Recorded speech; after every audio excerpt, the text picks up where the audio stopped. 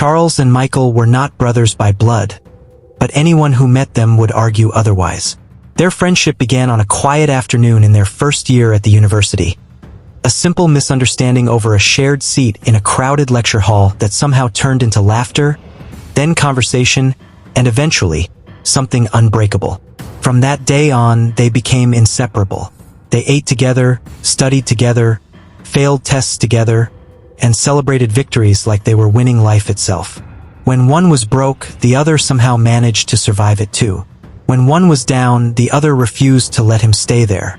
People often joked, "If you see one, the other is not far." And it was true. Years passed, and the reality of life after school slowly crept in. Final exams came like a storm, and before they knew it, they were standing side by side in oversized gowns, holding certificates that represented years of struggle, sacrifice, and survival. But deep down, they both knew another journey was waiting. NYSC. The call came on a humid night. Michael saw it first, a message that would change everything. "Dear prospective Corps member." His heart raced. Within minutes, he was already calling Charles. "Guy, check your portal." Moments later, Charles shouted from the other end of the call, his voice filled with excitement and disbelief. "We don enter." They laughed like children who had just been handed the world. They had no idea what was coming. The orientation camp hit them harder than they expected. The sun was unforgiving. The drills were exhausting. The shouting never seemed to stop. From the moment the whistle blew at dawn to the late-night fatigue that weighed down their bones, camp life stripped them of comfort and replaced it with discipline. Charles, who always joked about being strong, found himself struggling to keep up during parade drills. Left, right, left. His legs burned. Sweat soaked his khaki uniform. "This thing one kill person," Pick it up! he muttered No under his slacking! breath. You will Michael survive, laughed at Charles. first, but even he wasn't spared. Nights were worse. Thin mattresses, mosquitoes, endless noise. Yet somehow they survived it together.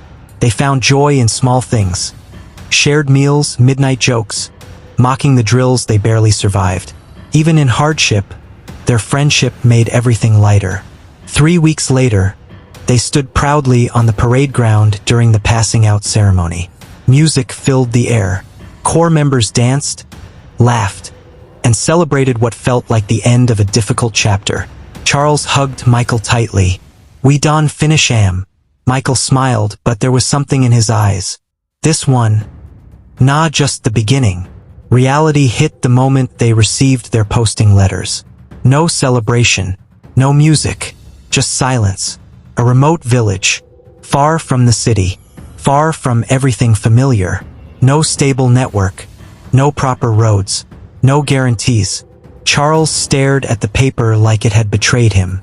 "This place, where be this?" Michael didn't respond immediately. He was reading his own letter. Same location. They looked at each other, this time without laughter. The journey to their place of primary assignment felt like entering another world.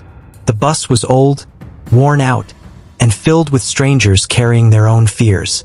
As the vehicle moved further away from the city, the roads grew narrower, rougher, and lonelier. The air changed. Even the silence felt different. At some point, conversations in the bus died down. People began to look out the windows more, as if trying to understand where exactly they were being taken. Then it happened. The bus stopped. Not slowly. Suddenly, a loud gunshot pierced the air. Everything froze. Then chaos. Screams filled the night as armed men emerged from the darkness. Their presence sudden and terrifying. Panic spread like wildfire. "Everybody come down." People rushed. Some cried. Some couldn't move.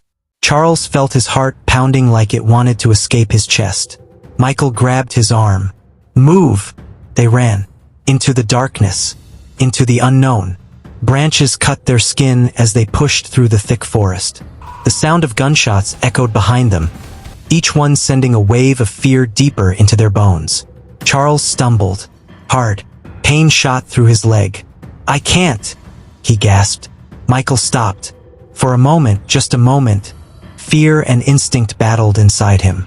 Run or stay. Then he made his choice. He bent down, pulled Charles up, and forced his arm over his shoulder. "You think say I go leave you?" They moved again, slower this time, but together, step by step, breath by breath, until the gunshots faded, until silence returned. Morning came gently, too gently for what they had just survived. They lay at the edge of a forest, exhausted, bruised, and alive. The sunlight filtered through the trees, touching their faces like a quiet reminder that they had made it. For a long time, neither of them spoke. They didn't need to. Everything had changed. NYSC was no longer just a program. It was no longer about uniforms, drills, or government service. It had become something else entirely. Something real. Something dangerous. Something that tested not just their strength, but their loyalty, their courage, and their will to survive. Charles finally broke the silence. "This thing, no be wettin' we think." Michael stared ahead, his expression calm but heavy. Life no day always give warning. They sat there side by side just like they had done years ago on that university bench. But this time they were no longer the same boys. They had seen fear, they had faced death, and they had chosen each other. As they slowly stood up and began walking toward the distant sound of a village waking up, one truth settled deeply within them. Some journeys are not meant to be easy. Some journeys are meant to change you. And NYSC was one of them.